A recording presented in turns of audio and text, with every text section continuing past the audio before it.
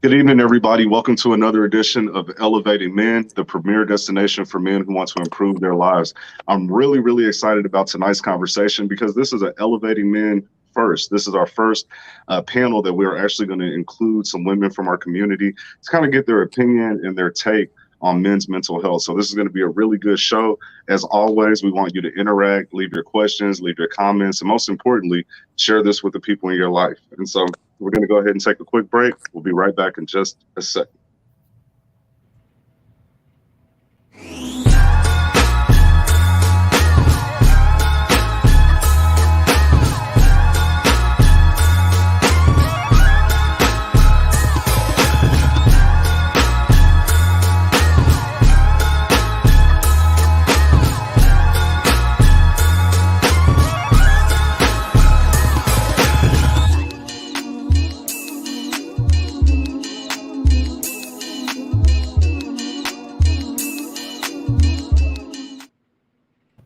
All right, we're back. So, for those of you who are unfamiliar with Elevating Men, this is something that we started back in 2020 under the premise of improving men's mental health. We understand that men, we hold things in, we lock it up, we don't share our feelings, and ultimately it leads to a lot of issues personally.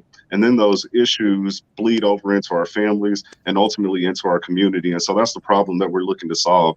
We found that when it comes to programs that are available, they generally don't address men and specifically men's mental health. And so we've got programs that help children and women, but there's just this little space that needs to be filled when it comes to men's mental health. And so before we really get deep into the conversation, I'd like to introduce the people on the panel. I know that you've seen this face many times before. Andrew Boykin, how you doing this evening? Hey, I'm okay. Got a little cold, under the weather. Forgive me for my slouched appearance, but I am mentally here. Hey, long as you're here, we loved it. Appreciate you. And to the bottom, for the first time, Miss Devin Elise. She is the owner of Lifted KC, a nonprofit that also addresses mental health. How you doing this evening? I am good. Thank you for having me. Can you tell us a little bit about Lifted KC? Absolutely. So, Lifted KC started about 5 years ago from my personal struggles with mental health. Lo and behold, did I know that a few years later I would create this passion for our men. So, as you guys can see, I have on one of our shirts, mental health, but it is an initiative that we started where we want to focus on men healing. Like you said, there's so many resources available for the woman and the child, but we've been leaving our men out. And with Lifted, we want to make sure that we include the men first as the head of household, giving them the resources so that they are able to mentally, physically, spiritually lead their families. The women and children can follow. Awesome, awesome. And next we have Latoya Rosoff, owner of 79 Rose. How are you doing this evening? Hi, I'm great. Thank you. Great, great. Can you tell us a little bit about 79 Rose and why you're excited to be here this evening? Yes, so 79 Rose is a dress shop. We are the premier dress shop for curvy women. I started 79 Rose in an effort, one, to promote body positivity and empower women to embrace their God given curves. The average woman in America is a size 14 and up. Yet mainstream stores still have limited resources. And so I wanted to provide a safe haven where women can come and shop and not feel body shamed. Like I said, promote body positivity and self-esteem. And I'm so excited to talk about, this topic tonight because I think it's been echoed, men's mental health has been ignored and overlooked. And now is the time to normalize these conversations and make it okay for men to say, I need help and I want to get some help. Love it, love it. And our other lady on the panel, Miss Kiana Saffold, owner of On One Click Productions. How you doing this evening? I'm good, and you? Awesome, awesome. Tell us a little bit about your business. So I am a photographer slash social media manager. I've been photography in. I'm sorry, I've been a photographer, close to 10 years, but I would say the past year. Past 5 years has been the um, time I really took it seriously. I've been doing social media management for 4 years. I currently manage 5 different companies. So that's a part of my business. And I know that, a lot of people know me from Facebook and, my status is on Facebook. And I really thought that it was important for us to talk about Black men's mental health just because it seems like, the reason why we have so much division in our community is because there's not enough communication. So I think it's really important to focus on those things. I agree. I agree most definitely. And last but not least, I've got to get my brother in here, the Vice President of Elevating Men, Lojo Speaks. How you doing this evening? My man, what's going on, man? Ladies, good evening. Thank you all for being on. Very excited about this conversation. So let's get to it. Awesome, awesome. And then if you don't know who I am, I'm A.L. Johnson. I feel like Superman today. I got my Black Father shirt on, you know what I'm saying? So I'm feeling like a Superman, got the S on my chest. But let's get the conversation started. So Lauren and I, when we were putting this together, we were really wanting to get the opinion of women because we get together all the time. You can go on YouTube, you can check out our archives. We have very in-depth conversations about various topics, including men's mental health, relationships with women, how to raise children, fatherhood, the whole nine. But what we've never done is had a panel of women that we can get answers from. So this isn't really about us pushing our agenda. It's really for us to learn. And so we're really excited about that. But the topic today is, are we men and women in the modern age, or is it man versus woman? And so I just want to go around and just, when you hear that statement, what first comes to mind? I'll start with you, Devin. Man and woman, or man versus woman? What's going on today? I say it's man versus woman, unfortunately. I feel like with the way of the culture, the way of the world, social media, there has been a lot of divide against men and women where I would say back when my parents or my parents' parents was growing up, it was always the man is the breadwinner. He goes out, he provides, and the woman stays home. Now we have women in those same industries competing for titles and pay grades, and we're kind of yearning for that same respect and dominance in a sense, and that's trickling into our relationships also. So I think what's happening is we're losing the aspect of realizing that we both gender-based bring great qualities, skill sets, experiences, and emotions to both a work and a relationship. And right now they're conflicting. So I definitely see a lot of verses instead of the unity of and. That's sad. That's sad. I appreciate that. I appreciate that. Latoya, I've got a question for you. So we talk about men's mental health here. And so if we kind of just assume the conclusion is that we're at a man versus woman point in our society, how do you feel that men's current mental health plays into that? And so, like, when you look at the men around you, what about our mental health makes us have this adversarial relationship? I think one, if you think about like the societal history, right? Men have been leaders, men have been the breadwinners, men have been the head of the home. So there's a lot of pressure that comes with that position. And with that pressure, there has not been resources for men to balance, to find that B word everyone talks about nowadays is finding balance. And so we haven't provided resources along the way, really men or women, in finding that balance for mental health. So I would say at this, I think at this point in time, there is a huge lack, a huge gap in addressing men's mental health. I would say on the barometer, it probably is pretty low if you think about all the pressures that are come with. And then if you are a Black man, that's a whole different conversation. I still think of like we are 2 years post George Floyd, and that was traumatic for everybody to see, right? But if you are a Black man that watched that video, I think there's an even different level of trauma that was experienced. I'm just assuming, I can't speak for you, but I'm assuming there was a even different level of trauma that has been experienced, as you think about the social justice movement. So did I answer the question?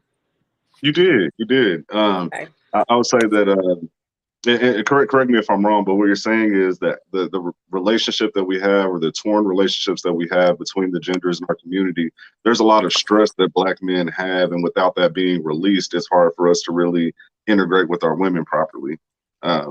Correct. We've never been taught. It hasn't been normalized. It's just kind of a thing, like you're just supposed to coexist, right? And so as we evolve and progress, these like sexier terms of balance and mental health, they're popular, but there's zero resources on how to really navigate through what that looks like successfully. I love it. I love it. And Miss Sappho, Kiana, now she has a soft voice on here. She seems a little quiet, but if you go on her page, this lady right here asks some deep questions. I've seen you. And so give me your just initial take on men's mental health, the relationship between men and women. What do you see right now? Well, I think that for me, I would really love us to call a truce, just because we need each other. At the end of the day, we could, talk about and nitpick and, say all these different things. But the bottom line is that, especially as Black people, we have so many other things against us. We need to have more unity, not only in our community, but in our relationships. Those conversations that need to be had have to be had. And I think men's mental health is at a breaking point just because they feel like they can't feel or they can't open up. And if they do, they feel like somebody's going to criticize them and say that they're soft. But that's one thing that I kind of want it to be, a safe place in a way, just because I know that we're all human and things happen. I mean, there's so many traumas that men go through that they never talk about or address because of how they're going to be perceived. And we need to get past that stigma in our community that Black men are just supposed to take everything on their shoulders. We as women, we are the ones that you should be able to talk to about whatever is going on and not have that sense of judgment, because judgment goes into hiding things and feeling like, you can't release. And that's the reason why I feel like we have so much combativeness in our community. It's just because we're not communicating. Wow. Now men say that women don't understand us, and it sounds like y'all got a pretty good grip on things so far, or y'all are just being nice. I don't know which one it is. Yeah, just but don't listen. Definitely. Now, my brother here, Andrew, he's a little bit under the weather, and when you have sickness or there's an illness, sometimes the medicine doesn't taste all that good. Like I remember my aunt, she used to give us like castor oil. And if you ever had castor oil, that is the nasty. It's tasteless, but it is nasty, right? But it heals you. It heals you. And so my next question, this is for the ladies, and then I'll get to you fellas. But in your relationship with men, just past relationships, and I'm talking romantic because that's about the closest that you're going to get to a man, right? The woman that lays next to a man every night possibly knows him better than his own mother, right? And just so from your past experiences, what type of pains do you see men having, and do you recognize any of those as being self-inflicted and not just something that society put on us? Like what are some of the self-inflicted things that men do? Any one of you can start with that. Any woman. Don't jump all at once. I think self-inflicted, I would say probably just due to lack of communication and not maybe knowing or wanting to express feelings, right? So everything gets bottled up and gets communicated probably awkwardly or inappropriately. So I think that part is self-inflicted because it's just frustrating when you have something you want to say, you can't say it, or you have something to deal with and don't talk about it. It becomes like small forms of depression, isolation, and just really stress.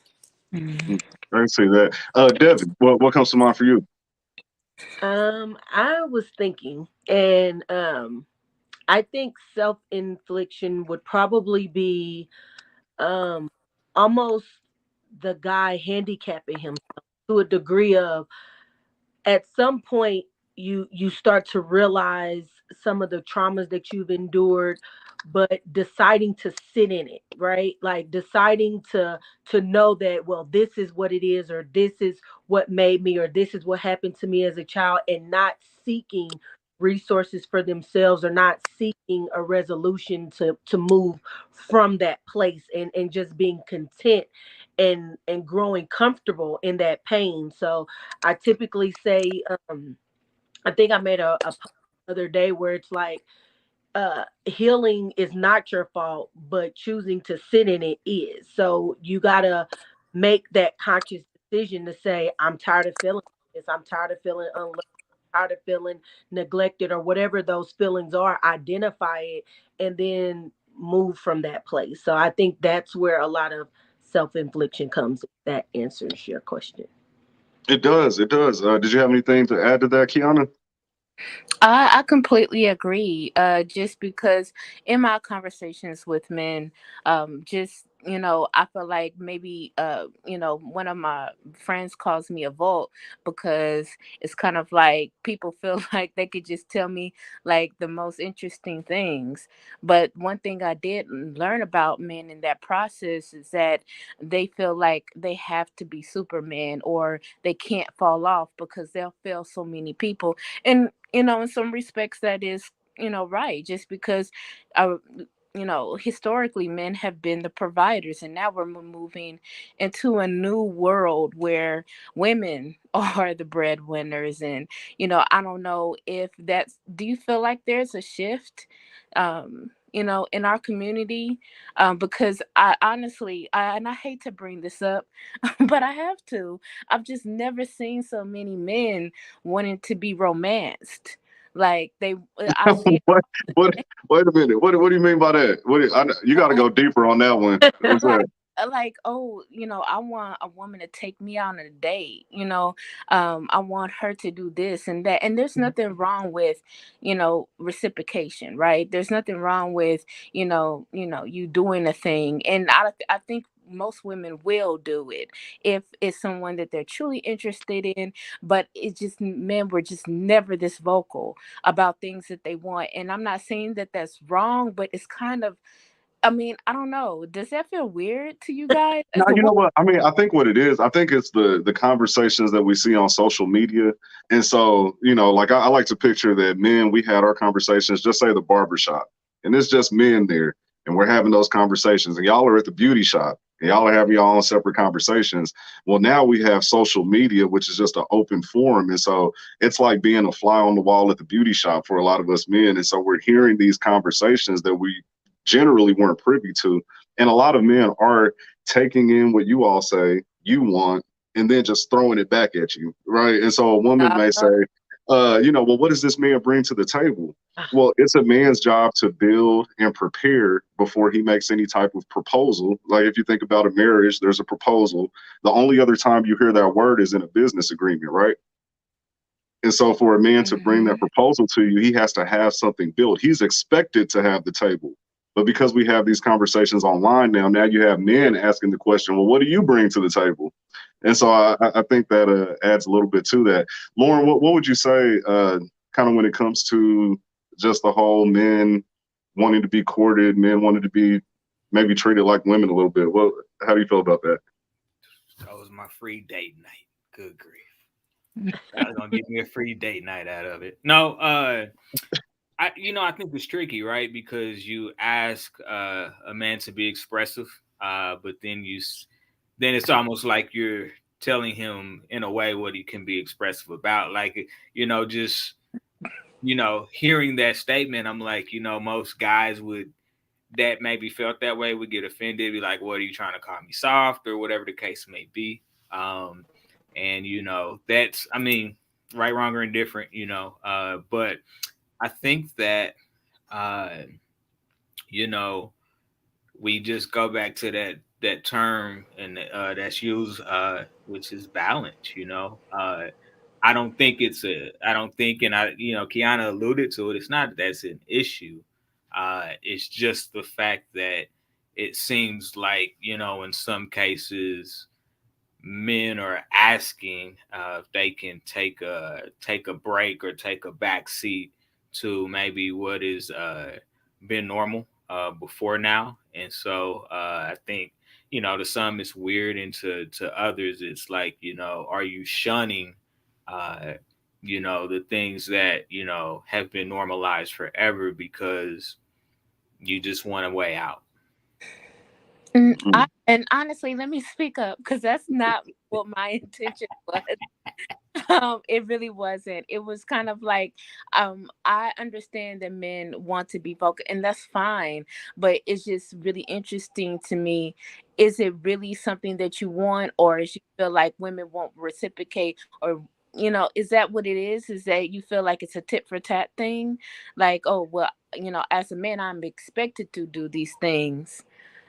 And as a woman, what are I could do all of this for you, but you know I think that's what it is that we're just not used to men asking for certain things, and there's nothing wrong with it. I'm just like, it just kind of eye-opening, let me say that. Let me say that. And I agree with you, and I think that when you give certain people the green light, they gonna go.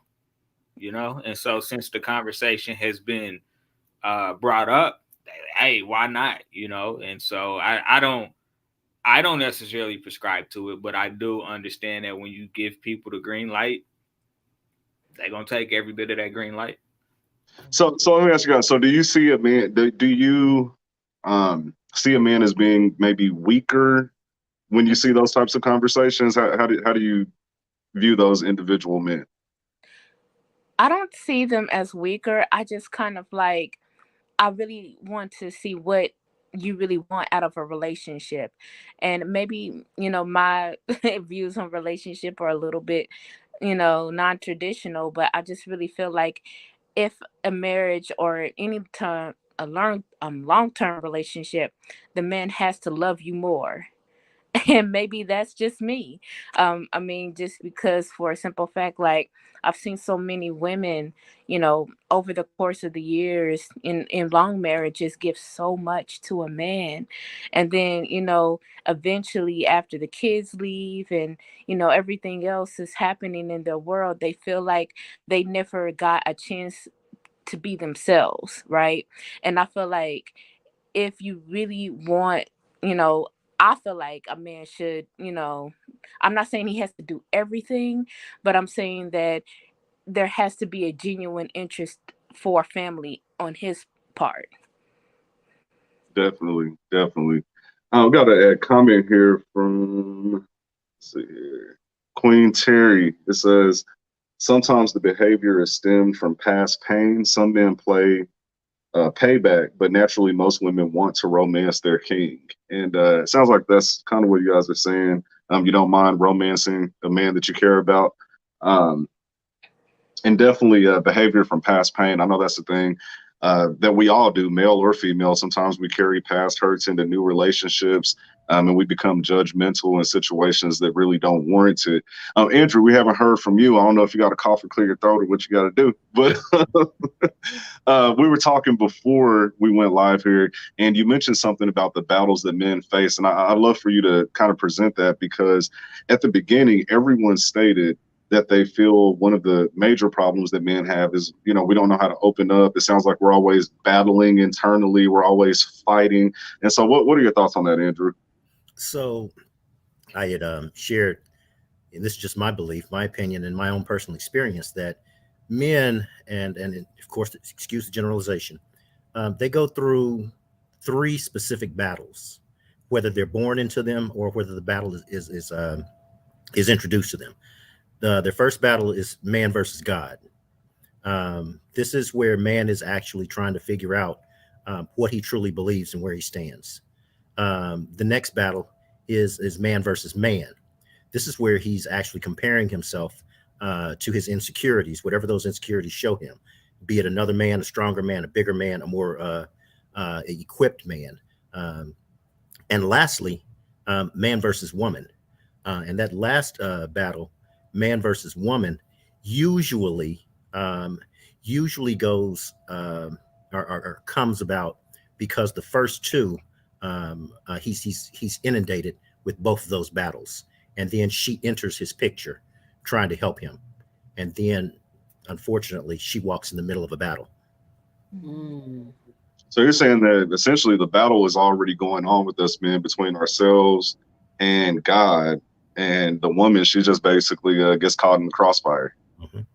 Have you all ever felt that? I see you all nodding your head. Have you Ooh, that ever was felt that way? What does that look like on your end, Devin? it makes sense, honestly. So even being a woman going into relationships, we feel that way. At least I'm gonna speak for myself. So I feel that way because naturally I'm a person that looks to heal, that looks to help. Like I that fuels me. So going into those, it's always like, what can I do to save this person? And I feel like, I mean, and again, that's where the whole passion for mental health comes from, is looking to always save and knowing that, believing that everything is stemmed from some sort of trauma. So just hearing from a man's perspective, address the battles that we're walking into, it kind of makes it feel a little relief for me, to where everything's not on me. It's not up to me to fix. It's not my fault. It's not my battle. It was his battle that he had before I came. So that just kind of gives a different perspective for me to chew on tonight. Right, I get that. I get that. So I'm gonna see this. So when you all when you meet a man, the initial phases of the relationship, is this something that you all pick up on intuitively? Like, hey, it seems like this guy is battling some things, or maybe he's got some demons he's dealing with, or is it something that we cover so well that you don't see it until you're in the relationship, and now all of these things are starting to come up? How's that worked out for you, Kiana? It, Oh, it, oh, okay. Well, I'm sorry. I mean, I think I just, my intuitive nature. I mean, I pick up on a lot of things, and I also listen to what people don't say, right? So it's kind of like, when a man, you can always tell, especially even in his regular conversation, if dealt with rejection, or if he's dealt with, a multitude of different issues with women, just because it has that blanket. I don't know, it's something that you could just tell that a man has been through, but just because he's very, opinionated about women. And we all have our crosses to bear, and I feel like those type of men, you kind of like, well, you know what, let's just be friends, right? Just because you already know that be a whole bunch of turmoil because he hasn't healed yet. And then, too, it's not like, you're trying to point fingers or anything like that, because we're all adults. But the reason why you heal is so you can better relationships overall, because relationships in the world, whether business or personal. So I feel like, when men understand that healing makes their life better, I think they'll be more receptive to it. And even therapy, I mean, that's like a forbidden word in some of our communities. It's like, why don't you feel like it's okay to talk to somebody? Is there a reason why you feel like you have to carry this load? I'm not sure. So what does it look like to you, Latoya? So you meet a man, you can tell that there's some struggles going on.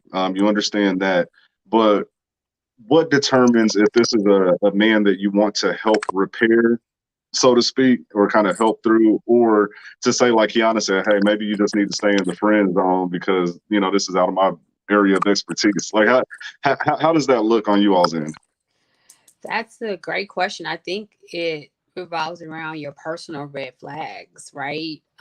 If you are willing to take the journey with somebody who was finding themselves, trying to find themselves, like going through that battle that you talked about, those 3 phases, and they are actively progressing and trying to help themselves and work through it, then I think it's easier to say, okay, we can work through this. This is something I can stick with versus somebody who is in the cycle of insanity, talking about the same topics, the same issues, the same, grudges and grinds, and not looking to move forward or progress. I think to me, it's really that simple. If a person's really trying to work through it and move forward, or if they're stuck, I think that will determine where the relationship would go from my perspective. So like when you talk about progress, because I actually had this to ask, one of the big conversations that goes on online all the time, like I don't even see how people don't get tired of talking about it, but is this whole income situation, the income dynamic when it comes to relationships. And so, some women say, hey, he's got to make at least, 6 figures. He's got, and actually on that note, I got to slide this in there real quick. I think one of the issues that we have with these conversations is most content creators, correct me if I'm wrong, they're on the coast. So they're like in California, New York, Florida, in these high income places. And those are the people we hear the most. And so we kind of take their benchmarks and then we translate that to the Midwest, and those things don't even connect, in my opinion. But from the lady's point of view, what does a man need to bring to the table for you to consider him an upstanding man that deserves your respect and deserves everything that you have to offer? Is it income? Is it, what does stability look like? Is it that he has a plan? Is it is he already there? What does that look like for you all? I think for me personally, if I was single at this stage in my life, like I am 40 plus, I'm financially, independent, educated, all those things. So I wouldn't be looking for someone to financially support me, although I would accept it, but I wouldn't be looking for somebody to financially accept me. I think personally for me, where I'm at, it would be somebody who could help me get to the next level, like help me with my goals. Like we getting goals together and we're crushing them together, and that to me, that's somebody that's going to help me get to the next level. So that could be helping me plan, that can be helping me support me, help me find resources, that can be showing up for me or whatever that looks like. But I think that question is going to be dependent on where you are in life. Like if you're younger or older or whatever, you're going to have different needs at different stages of your life. And so I think the older you get, the more sound and stable you are, you're probably looking more for companionship at that point. So do you consider, the term unequally yoked? And so as an enterprising woman, with all of you have your own businesses and things like that, would you feel that you're unequally yoked with a man who is maybe, in a lower looked at occupation? Maybe he's a janitor or just anything. He's a trash man or something like that. And he's happy with his job. He goes to work faithfully. He does what he needs to do. But you're a businesswoman. And so do you consider yourself out of his league, or like, how do you view that? How do you reconcile that? Is it about the way that he maybe takes care of his current children and he's a good person, or does income really come into play when you make a decision on, who to be with long term? I would say, because I was trying to wait to see if Keanu was going to chime in. I would say that for me, it's an overall presentation of what a person brings into my life. So no, I'm not hell bent. And it's funny because I just had this conversation, but I'm not hell bent on someone's finances. It's more so, like you said, I'm in a stage where I'm in my 30s, so I'm looking for someone to build with. So you don't have to come completed because I'm not completed. So I want someone that can see the efforts that I bring, and they're willing to compensate for where I can't. So they have the strengths where I'm weak. I'm very innovative. So for me, I need a man that can be supportive, encouraging, because I'm always thinking of something. My mind's always ticking. So somebody to balance me emotionally. So I feel like most relationships create a bigger opportunity outside of income, and anyone that's solely stuck there, to me, it says a lot about what they're looking for long term. But I think there's an overall aspect of what's needed. So again, I'm looking for someone to build with. I don't think income is important as Hmm. far top tier, maybe. I get it. I get it. Kiana, is that a red flag for you? You make 100, he makes 30. Well, I mean, I've never been on the whole income tip because once again, I think I can just, piggyback on everybody else. I mean, all the other women is that I've always been very independent. So I've never been. And then two, it's kind of like, I think you should really delve into the love language thing. And I know that's so cliche, right? No, But kind of like those words of affirmation, or whatever else you feel like is love to you. Like, you can make great money and then, all of that. But I feel like you need to understand each other on a deeper level in order for you to really get to that intimacy. And it's not like, just about a relationship. It is like, can we grow together? Can we have conversations? Because you could, pay for a meal, you could, go on a trip, and you can do all of those things. But are we, in sync with each other? Is there some type of synergy between us that makes things work? I like that. I like that. Well, one thing that I think personally, and it's something that we teach here at Elevating Men, is that men don't prepare, right? And so that leaves you all in a situation where you have to compromise in areas that you shouldn't have to. So what I mean by that is we have a theory, we call it the 4 quarters of life. And so 0 to 20, 20 to 40, 40 to 60, 60 to 80. And in each quarter, there are things that as men we should be taking care of. So not to go through all of it, but 0 through 20 is just kind of that foundational phase where you're growing, you're learning, you're figuring out your likes, your dislikes, and you're creating a path for your life. But from 20 to 40, that's when you're actually building, say, your business. You're actually creating the framework for a family, right? A lot of men miss that part, right? So we get out of school, we don't really plan anything. We maybe go to college, maybe we don't. We go get a job. It may not be the career that we wanted to get into, but we got a paycheck. And we never think forward as far as like structuring for a family, purchasing a home, working on our credit, having a roadmap that we're bringing a woman into and saying, hey, this is my plan for life. Is this something that you agree with and would like to move forward with? Have you all, in your own dating experiences, have you found that men don't plan? Because it's our opinion, women tend to be better planners than men. And so, like, have you ever had that man that just had everything just laid out? And what was that contrast from a man who was unprepared? What did that look like? That's a tough one. I see.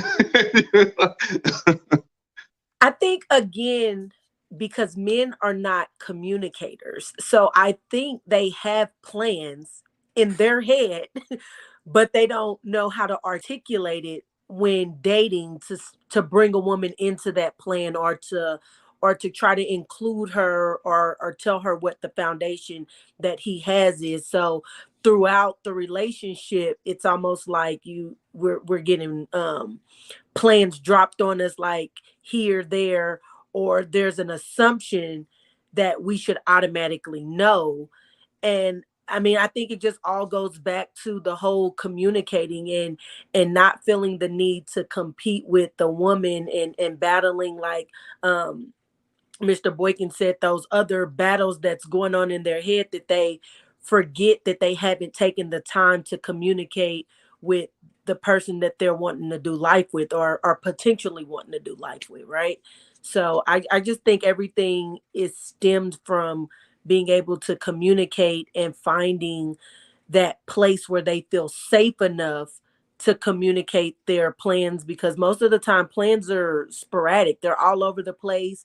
You think this might be what you want to do, and sometimes you have to retract and go this way, and just feeling comfortable without being judged to sometimes take those detours. So it's all about communication, if you ask me. I agree. I agree. So a man has a plan. Now, you all already have your plans. And so I think this is where, in relationships, sometimes people bump head. And I've seen conversations online about not giving up what you have or losing yourself in a relationship. And so say a man comes with this plan and yeah, you like the plan, but you also have your plan. How do you reconcile that? And I know, Latoya, you're married, so you may be better to answer this, but how do we reconcile our individual plans to make one plan?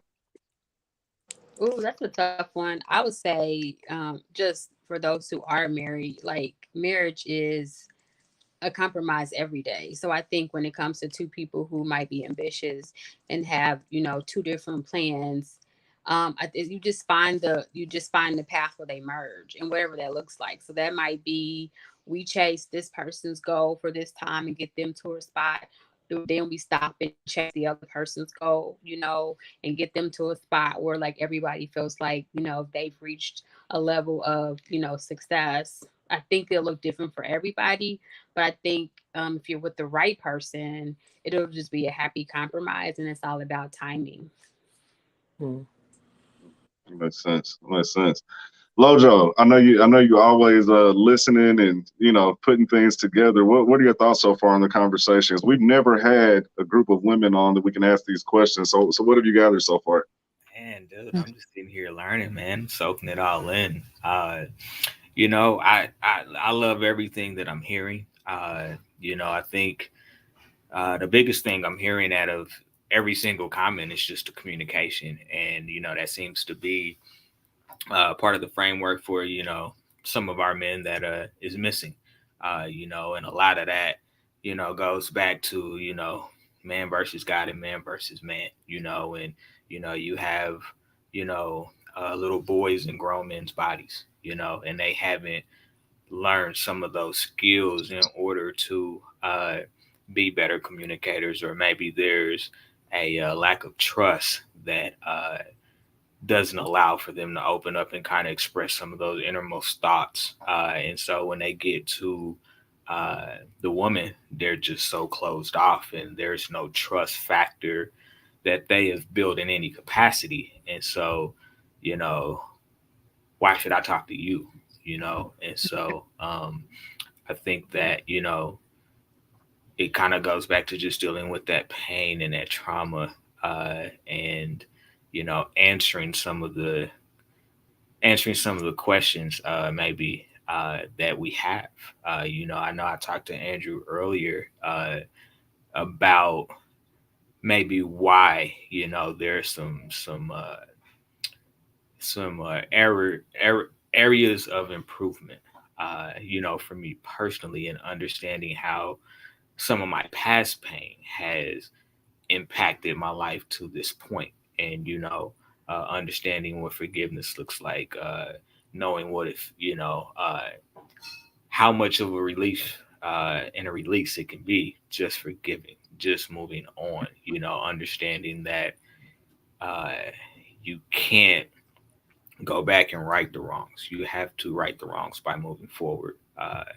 And so, just this dialogue is just so awesome, because it allows for us to hear the other side, right? And we're so quick to try to have an answer that I think sometimes we actually forget to actually listen, because we want to come with the response, because we anticipate that maybe that's what the other side wants, or maybe we just aren't okay with saying, I don't know, and so we just come up with some bogus answer that sounds good.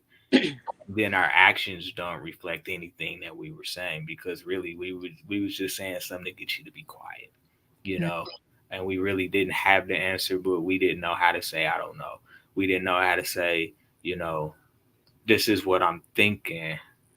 What, like, am I off base? Am I going somewhere with this? Like, we don't really do that. We just, we talk so much. We do so much talking that, the listening side of it is to be desired for men, because of the stigma that we're supposed to have the answers, and nobody has all the answers, and sometimes you have to seek out those answers before you go back to the table with the response. And that respect has to be there in that relationship for either party to say, I don't know, and I don't think that I can give you an answer tonight, but let's follow up on this conversation maybe tomorrow or the day after, and maybe I have an answer at that point, or maybe I thought about it and it just led to more questions, which opens up the conversation. But maybe that secondary conversation will lead to answers and feedback that actually help move things forward. Love it, love it. Look, we're gonna lighten it up a little bit. I got so somebody sent me a question, and I think this is really interesting. So, ladies, do you feel that men send mixed messages when it comes to the type of women that we want? Right. So, for example, Latoya, you got a clothing shop. I don't know what the clothes look like, so I'm just throwing something out there. Go check her out. 79 rows.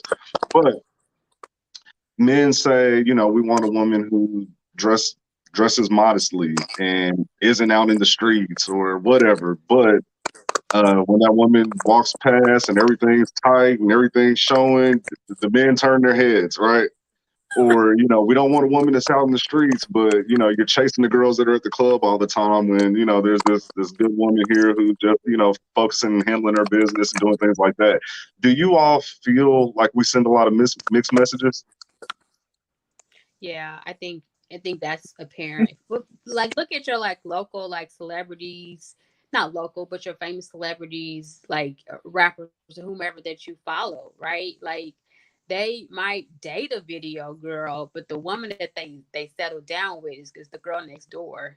Your basic chick, no filters, no makeup, or the woman that been by their side for all these years is normally just their homegirl, from next door, who've been rocking with them for a while. But of course, that's not who you see them with in public, right? You see them with the Right. video girl.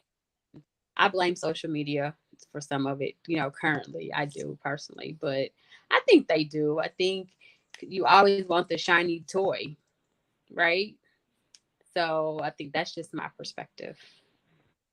Right, Devin, you started shaking your hair real fast when I asked that. What's your thought?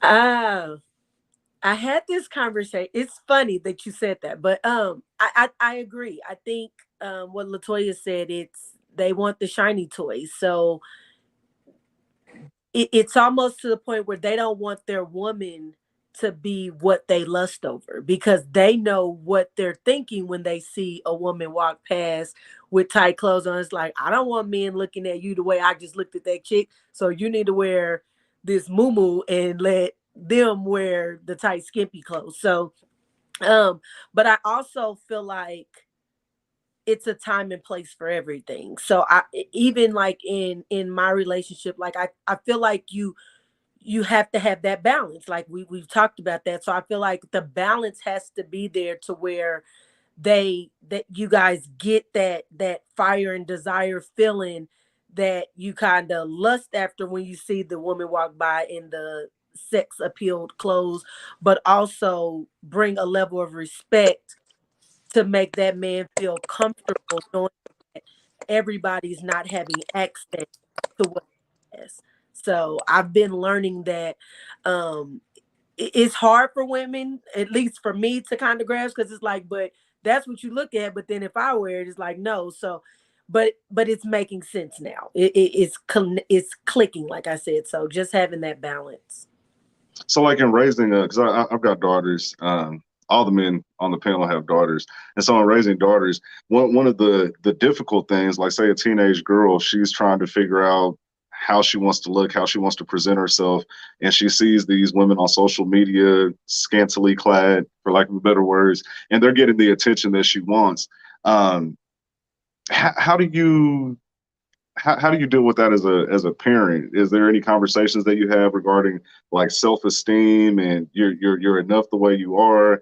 What how do you deal with that? I think it's hard. Like I literally just went shopping for my 10-year-old daughter today, and every shirt in the store was a crop top. So I'm just like, no, that's not what we're about to do right now. Like that's not where we're at. That's not what you about to wear. um, You but take it to Gen again, X. that's kind of what what the fashion is. That's what she sees. So that's like the shirts that she wants, and it's just like you have to um kind of have that. Everything is about balance. You have to have that balance, and I have to explain to her, like, you can look perfectly fine in this Nike t-shirt versus this Nike crop shirt. Like, it's still Nike. So if you're looking for the fashion logo so that you can fit in, great, let's go get this Nike t-shirt, but you're not going to be in a crop top. And just letting her know that there's a time and place for everything. So the lessons that I'm instilling in her are the same ones that I'm having to sometimes chew on myself, like you said, with seeing the double take when a woman walks by with skimpy clothes on, like, oh, that's what you like? Well, let me go put it on this. Like, you better not. So, yeah. Andrew, what would you say are some of the contradictions or mixed signals that we give our women? So the mixed signals are because we're mixed up inside. We don't know what we want. Of course, forgive the generalization, but what we're talking about, I'm hearing three things. I'm hearing the word relationship, and the word relationship does not have any connotation of commitment or honesty or trust. It's in the moment. It's temporary. So I'm only in this relationship until I'm not in this relationship. And many women have invested in the word relationship. We have not. The second thing that I'm hearing is the table, meaning we can both build this table. And if that man has not built his table, at some point in time, both of you are going to be reaching for that one hammer. And the question is, who gets the hammer at that time? Because his side is about to fall and your side you're still trying to build. And the third thing is, whose table do you eat off of? If both of you all are bringing a table to the equation, those conflicts automatically, in my mind and in my world, either make me less of a man. It makes me have to run from this relationship because it's not really what I want, because I want my own table and I know what that looks like. And lastly, it lets me know that this is only going to be temporary. Hmm. That's something. It's a little off track from what we were saying, but we talked about the whole income inequality thing between relationships. If you are the breadwinner in a situation as the woman, how do you make the man feel that everything is his as well, and it's not just yours, it's ours? How do you what do you do in that situation? I can take that. I am the breadwinner. I've been the breadwinner for the last 9 years in my family, and it's only a big deal if you make it a big deal, right? Like, my husband is still, head of the household. We make joint decisions. He, most things, most of the time he might get the final word because of his place. But I think that, to me personally, and maybe I'm being naive, but I think those situations are only as big as you make them, right? In today's world, most women are breadwinners or make more money nowadays. So it shouldn't be a big deal overall, because it's kind of like, it's the same thing if a man made the money, right? It's our money. I'm assuming if you set those norms up in your relationships only early on, then it's whatever norms your relationship has moving forward. If it's ours because we're married and we're together and we're a team, and it's our money versus his money or my money. Mm, Totally my situation, probably different from others, but that's just how we've handled it. It's never been a big deal. makes sense. That makes sense. Yeah, I can see where that can create issues if there isn't that type of conversation, or if you don't have a man who's understanding. I completely get that. I completely get that. No, we're almost at our time, and so I definitely want you guys to reintroduce yourself and your business. We'll be back again next week, and we're going to dig a little more into these situations. We're going to get a little into co-parenting, the relationship between a father and a daughter, and what our women need from us. I'm really excited about this series. It's going to be going on for the next 3 Mondays. here at 8 p.m. Also, make sure that you share this and check out our YouTube channel so you can go to our archives. It's at Elevating Men, and that'll catch you up on our conversations and kind of let you know what we're doing here. But before we go, just really quick, everybody, say goodbye and let people know how to reach you. I'll start with you, Andrew. Okay, so as quick as possible. Lady told me once before that her and her husband used to battle, man versus woman. They used to battle all the time. And one day she stopped right as she was about to go and help him hunt his lion, because that's all she wanted to do was help him. All she wanted to do was love him. And one day she stopped right before she was about to run into the room to help him to find out what's wrong. And she sat back and she watched him battling and swinging and cursing. And she noticed that he was already in a fight. And basically she said that God told her, stay out of that. That's not your fight. And when she stayed out of it and he got tired of swinging and the smoke cleared and the dust settled, he was tired. He was worn out. And when he looked up and opened his eyes, there was his helpmeet. And she was not the enemy. Love it. Love it. Love it. How can I get a hold of you? Facebook, Dinner and Dialogue, the Restoration, restin2050.org. Awesome. And Miss Devin Elise. Yes, founder of Lifted KC, a local nonprofit in Kansas City. You can find us on Facebook at Lifted KC, or you can hit us up on our website, www.liftedkc.org. And Miss Kiana. Yeah, so my business is photography and social media. You can find me at On One Click LLC on Instagram, on Facebook, On One Click Productions. You can find me under my personal page, Kiana Saffold, which is highlighted in the name here. And yeah, that's pretty much it. All right, and Miss Latoya. Yes, Latoya Rosoff, owner of 79 Rose Dress Shop. You can find me at 79ROZE on Facebook and Instagram, and my website is 79rose.com. Thank you so much for having me. This has been awesome. Absolutely. Thanks for joining us. And definitely can't get off of here without a word from Lojo Speaks. Lojo Speaks. You can find me Facebook, Instagram, Twitter, anywhere you go on social media. I'll be there as Lojo Speaks. Just continue to share this conversation. Join the conversation. We will actually comment back and forth in the comment thread. So if you have a comment that you want to drop, we'll definitely respond to your comment in real time. Because I think that this conversation, we have a lot of great conversations, but this conversation is something that is very much needed and very important for us to really listen, without thinking of what our answer is, but really just kind of take it all in, soak it all in, so we can come to a better place of understanding. Also, if you need a used car, I am your man, Lojo the Car Pro, Lopez Boys Auto Sales. Reach out if you're in need. Perfect. And I'm A.L. Johnson, owner of A.L. Johnson Life Insurance Agency. Life insurance is important. It's about building legacies and making sure that our families are financially taken care of, even if we're not around. Extremely important. And so if you have any questions relating to that, visit me at aljohnsongroup.com.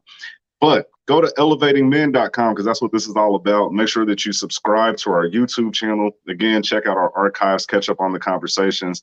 I appreciate each and every one of you. Share this with your network, and we'll see you again next Monday. Thank you.